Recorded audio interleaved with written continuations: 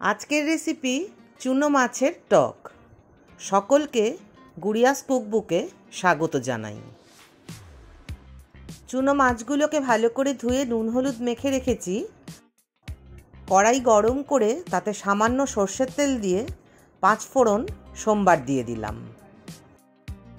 পাঁচফোড়নটা ভালো করে ভাজা হয়ে গন্ধ বেরোলে আমি নুন হলুদ মেখে রাখা মাছগুলো দিয়ে বেশ ভালো করে এপিট করে ভেজে নেব। মাছগুলো ভালো করে ভাজা না হলে কিন্তু আষ্টে গন্ধ ছাড়বে। দেখো, তেঁতুলটাও আমি জলে ভিজিয়ে রেখেছি।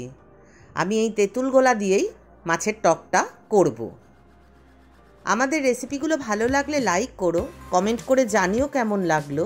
আর এই ধরনের নানা রেসিপি পেতে আমাদের চ্যানেলটাকে সাবস্ক্রাইব করে আমাদের পাশে থেকো। দেখো, আমি এপিট করে ভালো করে মাছগুলো ভেজে নিয়েছি। এবার তেঁতুলটা ভিজিয়ে রেখেছিলাম, সেটাকে ভালো করে গুলে নেব। নিয়ে সেই তেঁতুল গোলা জলটা আমি ভাজা মাছের মধ্যে দিয়ে দেব। এটা বেশ পাতলা, অনেকটা টক হবে, তাই আরও কিছুটা জল আমি দিয়ে দিলাম। এটা কিন্তু খেতে দুর্দান্ত হয়। পরিমাণ মতো নুন দিয়ে দিলাম।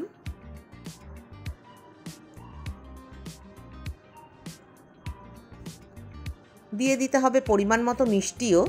এই মিষ্টিটা যে যার স্বাদ অনুযায়ী দেবে। আমি একটু টক মিষ্টি করি। এবার ভালো করে নাড়িয়ে চাড়িয়ে খুব ভালো করে ফুটতে দেব। চিনির বদলে কিন্তু গুড়ও ইউজ করা যায়। এই সময় আমি গ্যাসের আগুনটা বাড়িয়ে হাই ফ্লেমে আমি ফুটিয়ে নেব।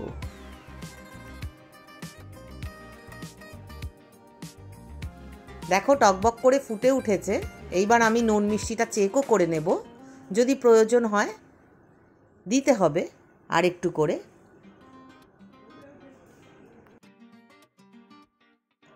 গরমের দিনে শেষ পাতে এই মাছের টক খেতে কিন্তু দুর্দান্ত লাগে।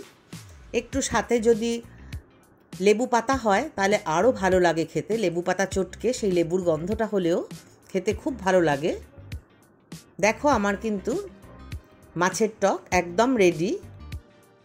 তোমরাও বাড়িতে করে খেও এবং জানিও কেমন লেগেছিল। আবার দেখা হবে অন্য কোনো দিন অন্য কোনো রেসিপি নিয়ে।